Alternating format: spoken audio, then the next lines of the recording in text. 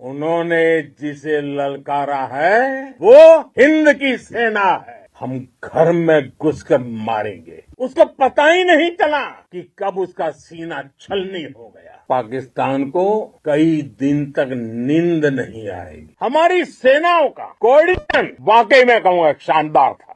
अब फिर कोई टेरर अटैक हुआ तो भारत जवाब देगा, पक्का जवाब देगा। वो कायरों की तरह छिप कर आए, लेकिन भूल गए उन्होंने जिसे ललकारा है वो हिंद की सेना है। आपने उन्हें सामने से हमला करके मारा, आतंक के तमाम बड़े अड्डों को मिट्टी में मिला दिया, 9 आतंकी ठिकाने बर्बाद, 100 से ज्यादा आतंकियों की मौत हुई। आतंक के आकाओं को अब समझ आ गया है, भारत की ओर नजर उठाने का एक ही अंजाम होगा, तबाही। भारत में निर्दोष लोगों का खून बहाने का एक ही अंजाम होगा, विनाश और महाविनाश। जिस पाकिस्तानी सेना के भरोसे ये आतंकी बैठे थे, भारत की सेना, भारत की एयरफोर्स और भारत की नेवी ने उस पाकिस्तानी सेना को भी धूल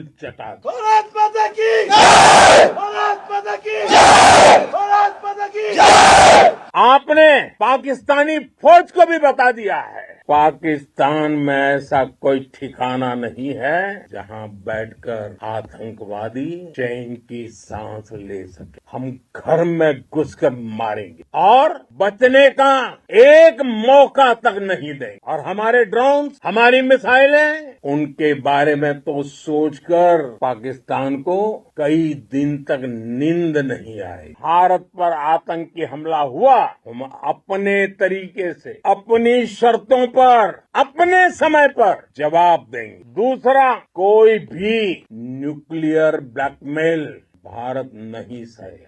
तीसरा, हम आतंक की सरपरस्त सरकार और आतंक के आकाओं को अलग अलग नहीं देखें। दुनिया भी भारत के इस नए रूप को, इस नई व्यवस्था को समझते हुए ही आगे बढ़ रही है। हमारी एयरफोर्स ने पाकिस्तान में इतना डीप आतंक के अड्डों को टारगेट किया, सिर्फ 20-25 मिनट के भीतर सीमा पार लक्ष्यों को भेदना, बिल्कुल पिन पॉइंटेड टारगेट्स को हिट करना, ये सिर्फ एक मॉडर्न टेक्नोलॉजी से लैस प्रोफेशनल फोर्स ही कर सकती है। आपकी स्पीड और प्रिसीजन इस लेवल की थी कि दुश्मन हक्का बक्का रह गया, उसको पता ही नहीं चला कि कब उसका सीना छलनी हो गया। पाकिस्तान के एयरक्राफ्ट और उसकी मिसाइलें हमारे सशक्त एयर डिफेंस के सामने सबके सब ढेर हो गए।